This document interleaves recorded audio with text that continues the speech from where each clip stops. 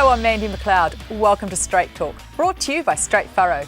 In this week's show, Fonterra drops its price to farmers. So who's crying over the price of milk now? And what does this mean for New Zealand's economy? Forget the perception of the hardened, stoic southern man. Real men do cry and need to do so more often. We explore why it's so important to keep it real in the country. And we are what our food eats. Find out more. Joining me is Bill McLeod, Chairman of Ravensdown, and Neels Botha, Senior Scientist of Land and Water at Agri. Now I also have to make it clear that Bill is my dad, but he's here wearing his Ravensdown hat and he's also a dairy farmer as well. So please be gentle on him. Welcome, guys. Hi, Mandy. Now, in a surprise move, Fonterra has dropped its forecast milk to suppliers by at least 40 cents. Chairman Henry van der Hayden has justified this by a softening in the trade and an increased New Zealand dollar. However, recent sales of milk overseas have actually seen an increase in the international price of whole milk powder. So, Bill, what do you think Fonterra's suppliers are going to make of this news, coupled with the fact that there's been a recent announcement that their greatest rival, Tatua, beat their payout by 43 cents per kilogram of milk solids? Well, I think there's two things in there, Mandy. One is that price signals are important, and so it becomes around about timeliness of the message that you're getting through. So I think it's good that Fonterra's come out early. Maybe could have come earlier, and we're wondering why it may not have been earlier, but that's fine. Mm-hmm. The other part to that, I think, is that we're living now in a world of sharp ups and downs, commodity prices, and so we're going to have to expect more of this throughout the year. And we've just got to learn to live with that. What do you think, Neels, the impact on trading amongst farmers is going to be with this kind of, sudden drop in payout? Well, I think, Mandy, volatility is going to be part of the dairy scene for into the future, and I think farmers have to get used to that. I think the question is really how do they manage it? When these things go up and down all the time, plus climatic variability and those sorts of things can be a nasty packet for some people to digest, to react to. So do you think, given that it has come relatively late in the season, that some of those farmers that potentially have got higher costs of production, may have bought land at a high, this is going to make them more anxious? I think some will be more anxious, obviously. I think we shouldn't generalise too much. Some people are quite resilient and they can take these punches and up and downs better than some others. Yes. The question is, what do we do when people really get anxious and they don't know what to do? I think then, we should ask questions like, does the industry have a responsibility to sort of help those people go through the rough patches or not? One thing that we know is that the dairy industry, and Fonterra particularly, has such an impact on the New Zealand economy.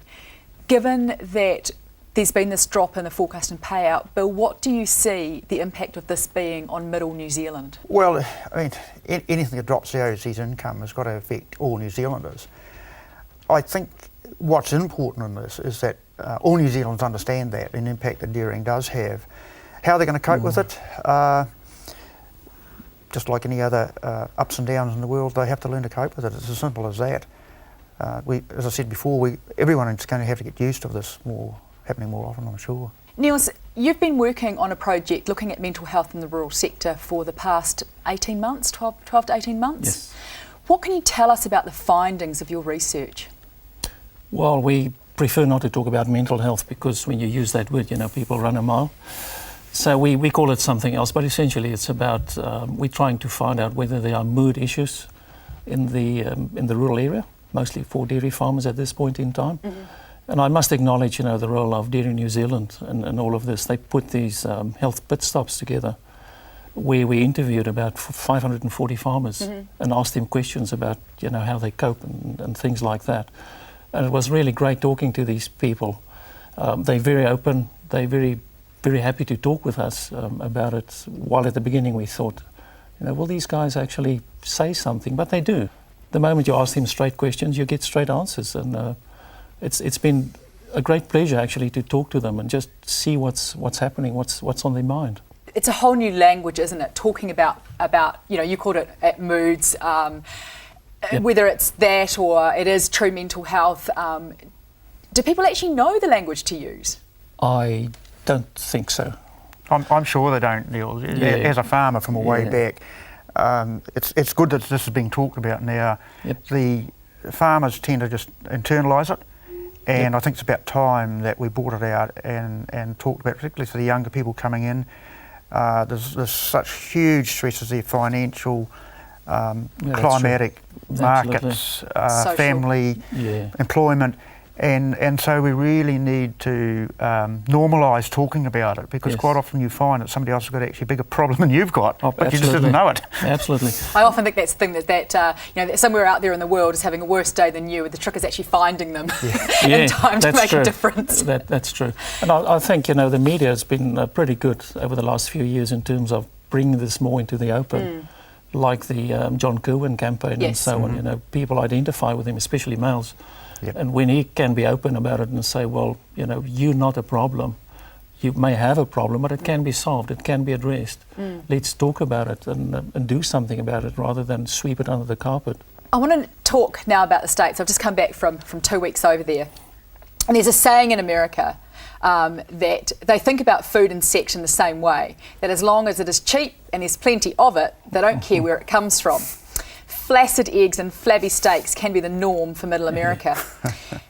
So, Bill, how do we go about educating our consumers that we are what our food eats, and that the food that we think about eating is not necessarily an animal? It could be that if we're eating tofu or vegetables, under what conditions have they been fed?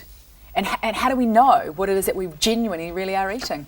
Oh, look, I think this is the whole thing about food sustainability and food safety, Mandy, and the new religion is going to be sustainable food rather than organics.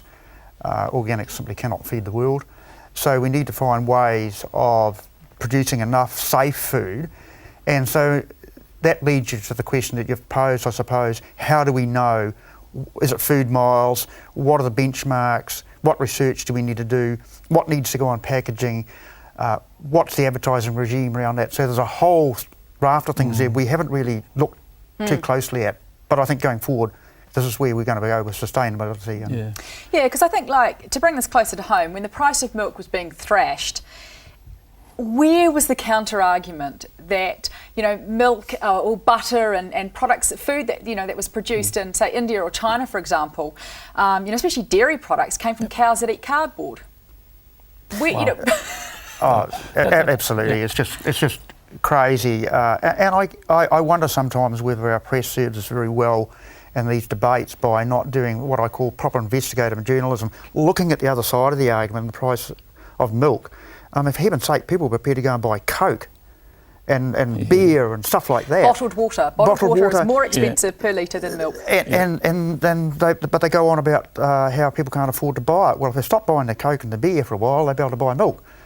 So, I get a bit grumpy about these things. Well, that's probably on that grumpy note. Coming up shortly, Dairy NZ offers scholarships to school leavers for international travel. We ask, what next? Forget organics, sustainability is the new buzzword in American agriculture. Can we capitalise on the fact that New Zealand food is produced in a sustainable manner when some say our competitors are killing their country with their farming practices? And forced to dump millions of litres of milk, we count the cost to dairy farmers. We'll see you after the break.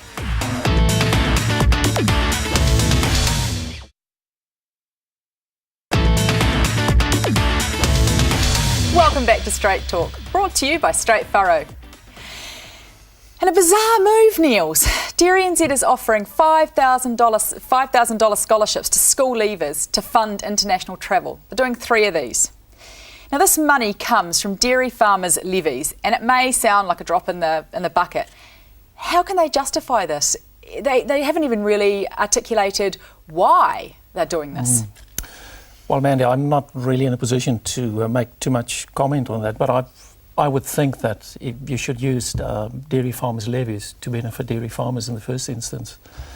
And I'm sure some of the people in Dairy NZ would be able to give the reasons why they think it's a good idea to do that. But don't you think, and Bill, as a dairy farmer and someone who's paying these levies, the information that was put out, the headline, and I guess, to me, an article of little substance without really going into the whys and wherefores. How does that make you feel? Well, I guess it comes down to trust of the organisation and the board. In the absence, as Neil said, of information, it's very hard to make a judgment call.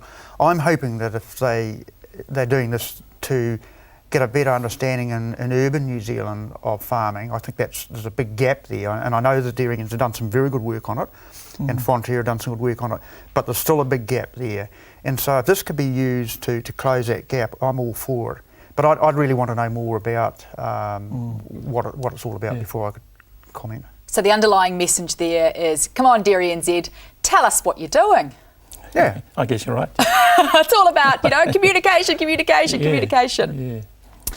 Now, sustainability is the new word in a country that cannot even acknowledge that they have killed a large section of the Gulf of Mexico, the size of a small state, I'm led to believe, where organics has allowed the use of manure for conventional farms, and Roundup resistance in GM corn is there already.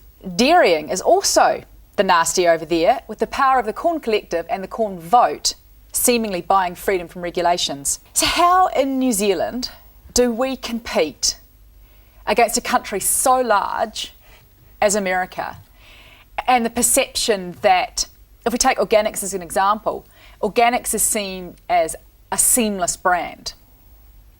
That if you think organics, it's produced without pesticides and no chemicals, and yet no one country has a standardised international legislation for organics. So how do we actually prove that our food at a conventional level is probably as good, if not better, than some of the organics being produced in some countries?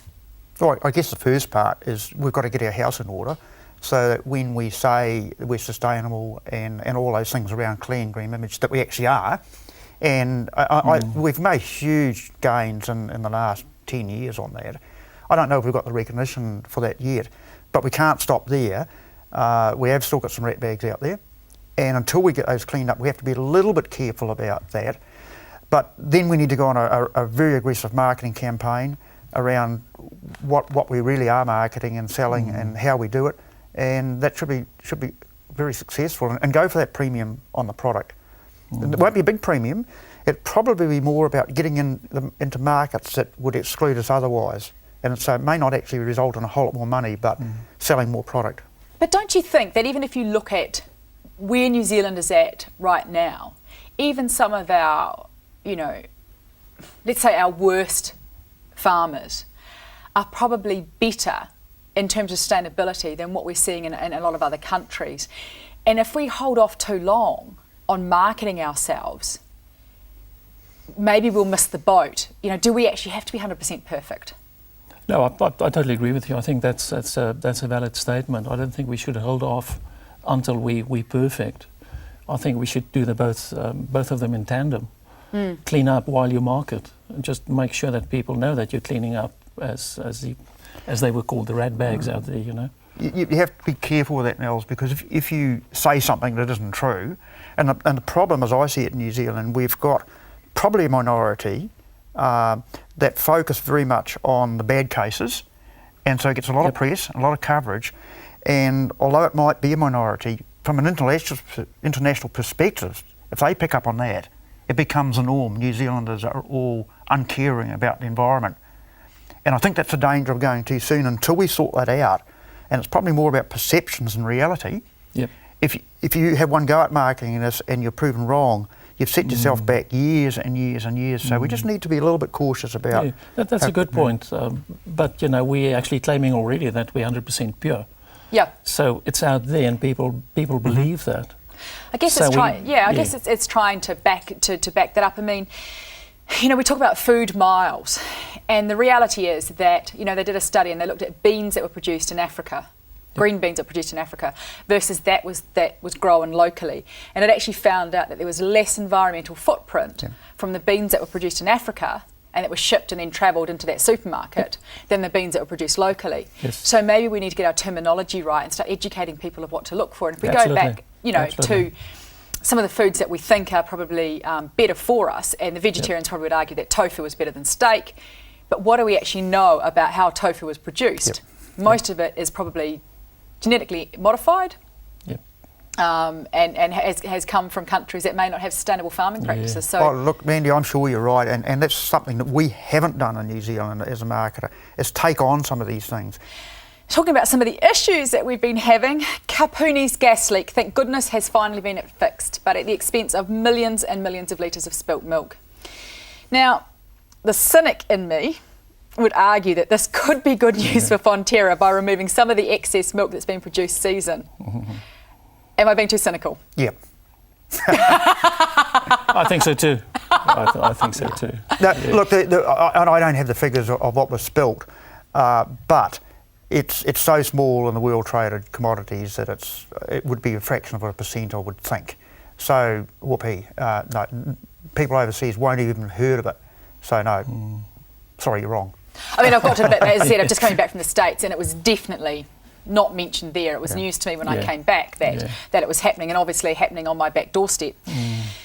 Neels, sorry. Well, you know, there's no use crying over spilt milk, as they say. But in the broader context of poverty and so on, in terms of the rest of the world, it just does not make sense to waste food like milk. Just dump it. Yeah. I know it's probably not practical to get it to the people who really need it, but maybe we could have done something with that milk. Potentially. But what would have hit the headlines had we put some water into the waterways, and if there would have been shots overseas of rivers in New Zealand running white, that would have made the headlines. That's right, and I mean, I think that all point, credit to the farmers that had to ditch milk. You know, the level of enviro consciousness that everyone put out there to make sure that it didn't hit the headlines, I think is awesome. Neels, it's great. What do you think the emotional cost has been to farmers that have had to dump milk? You know, you get up at stupid o'clock in the morning, you milk the cows, it's hard work, and then at the end of the day, you see the milk just going away. How hard do you think that's been? Well, maybe we should ask a farmer that question, but what some research has shown that when people do work and it's meaningless work, it does put a lot of stress on them. For instance, they got people to dig holes and just fill them up again. And it doesn't take long before they, lose hope almost, And this could be very similar to that. You work hard, it's a stressful environment anyway. And then it just for nothing. Yeah. I don't think that's good. Yeah. So potentially it could make some people a bit stressed and maybe anxious and so on. Maybe you want to comment on that? Well, I do actually, because back in the good old or bad old days when the unions had us dumping milk, that was far more frustrating. This really was unavoidable, and there could be some debate around how we manage these sort of risks going forward, but it was an unavoidable thing. And I think farmers understood that, and I think you'd find that most farmers were a lot more objective around it.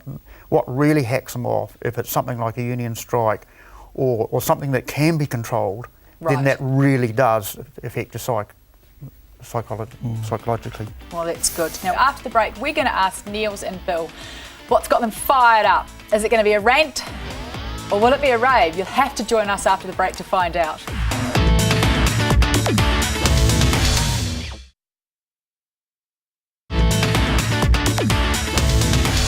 Welcome back to Straight Talk, brought to you by Straight Furrow. It's time now for our weekly rant and rave. Bill, what have you got for us? Well, I've got a rave, and I really love this one.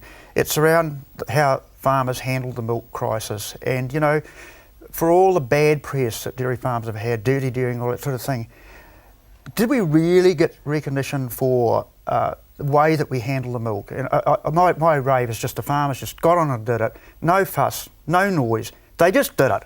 Good on you, guys. Fantastic. Well done.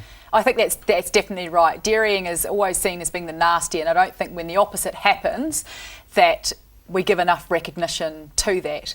And I just actually want to relay that back to the story we had earlier on about the Gulf of Mexico. That dead spot was blamed on dairying. Wow. In the States. It has actually now been proven that a lot of that has come down the rivers, like the Mississippi and that, from corn.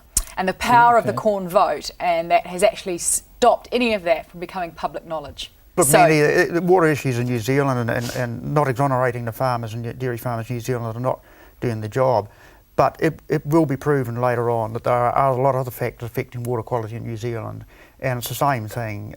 Give a dog a bad name. Neels, Happy or sad? What have you got for us? A bit sad, I think. Okay. I've got to be in my bonnet about, the level of political debate and how the media actually reports on that. I think it's pretty shallow. It becomes personal. We need real information. We need a vision. And all we get is television. Calling somebody a liar, I mean, that's really personal. It's just not on. In breaking news, we have got, on Country 99, we've got a series of rural debates around the election coming up. So maybe that'll kind of alleviate some of the frustration. But I tend to agree with you, and Bill and I were talking about some of the car on the way up, about how our politics has got very shallow in terms of it. It's like being back at a girls' locker room in school with all of the, cattiness and the personal stuff. And, don't we have to rise above that? New Zealand public's sick of it. They're tired of it. They want to move on, and they want to know what's really the policies, what they're thinking internationally. I mean, all I've heard about stuff so far is internal stuff. We need to be thinking we live in a big world. That's right. Yes, we do. What are we thinking about externally? 10 years' time, what are our young people going to be doing? So there's lots to think about. Even from an agricultural perspective, what's our vision for agriculture in New Zealand? Absolutely. Where are we going? How are we going to market Very ourselves? important. Very important. Given that so much of our gross domestic product is actually from agriculture and forestry, surely there should be more conversation around where we're going as a nation, playing in the world's playground, if you like. Absolutely. Now, I've got a little rant. This was something that shocked me when I was in the States. Healthcare, the healthcare reform. I was one of those people that went, thank goodness for Obama. He's brought healthcare to the American public. Recently, I have just found out that you have to pay for that with a monthly fee. If you don't meet those payments and you get in arrears, the Obama government has the ability, through legislation, to take your home away from you. Well, I guess it's tough for people that own a home, isn't it? Because if you haven't got a home, they can't take it away. They have got the legislation in there that says that if you do get a home and you're in arrears, they can take that away. And I just find that incredibly sad. When I was over there a couple of years ago and I met a couple who, she had a job in town basically for the healthcare benefits. If she gave up her job, and she was in Iowa, which is an at-will employer, so she could lose her job just like that, they lost their healthcare benefits for both of them. Because on farming, you don't get, because you're self-employed, there is no healthcare benefits. And I thought, brilliant, this is designed for these people. She can be, she's in her 60s. She can actually give up her job. Yep. She doesn't have to worry about the next pretty thing rocking up and getting her job taken away from her. Yeah. Unfortunately, that's not happened, and I feel really quite aggrieved that I think we're not getting enough information. But I guess that adds credibility to the proponents of ACC in New Zealand, and we all bemoan the levies we pay, and we think it could be done better, and it probably can be. But by crikey, it's worldwide. It's not a bad system. Yes, I would hate to be the woman who collapsed and had the AMBO staff going through her wallet to see if she'd had health insurance before they decided to rescue her. We complain. And I think, again, when we talk about mental health, I think that it's brilliant that we're starting to talk about that in New Zealand, because in America, anywhere else, it just doesn't get a Guernsey at all. Well, maybe we can lead the world in this aspect then again. Well, I'd like to think so, Neels, and you're at the head of that team, so I think that to normalise it, to actually get people to say, you know what, I suffer from depression and it's okay, I can still function. Yeah. And I'm thinking aloud, I guess, but I wonder if part of this now is it's almost a breakdown in communities, the old farming communities we grew up in. There was a lot more caring. They didn't actually talk about it openly, but Joe, you better go down and see Sam. He's been here around rough time, so it was pretty much done informally. But there was, I think, there was a lot more of that 50 years ago. Yeah. And now we've lost quite often the local school and the local hall and the local clubs. So maybe there's a growing need that we didn't used to have even. Yeah, well, absolutely. But having said that, I think there must be big opportunities, in our new age with electronic communication media and so on. And we should explore those and get things going. That wraps up our latest edition of Straight Talk, brought to you by Straight Furrow. I'd like to thank my guests, Neels Botha and Bill McLeod. Thanks to you too for watching, and be sure to check out our website. I love hearing from you. We'll catch you next week, and in the meantime, keep on smiling and pass it around.